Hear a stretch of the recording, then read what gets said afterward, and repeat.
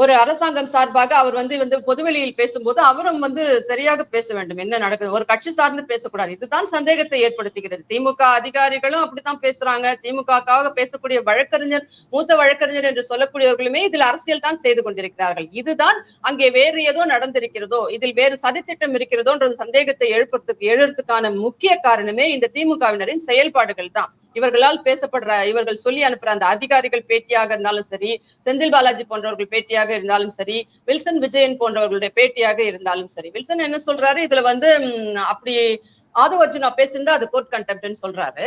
அப்ப இவர் ஒரு விஷயத்த சொல்றாரு. இது இங்க 3 பேர் 2 பேர் இதுல எங்களுக்கு சம்பந்தமே இல்ல, எங்களுக்கு தெரியாம நாங்க எங்க பேர்ல சிபிஐ என்கொயரி போட்டிருக்கு. அப்படியும் கோர்ட் அதை உறுதிப்படுத்தினால் அந்த இந்த இன்ட்ரீம் ஆர்டரே செல்லாது, இந்த தீர்ப்பே செல்லாது அப்படின்னு சொல்றாரு. இது தவறு இல்லையா? இது கோர்ட் கண்டெம்ட் இல்லையா இவர் பேசுறது?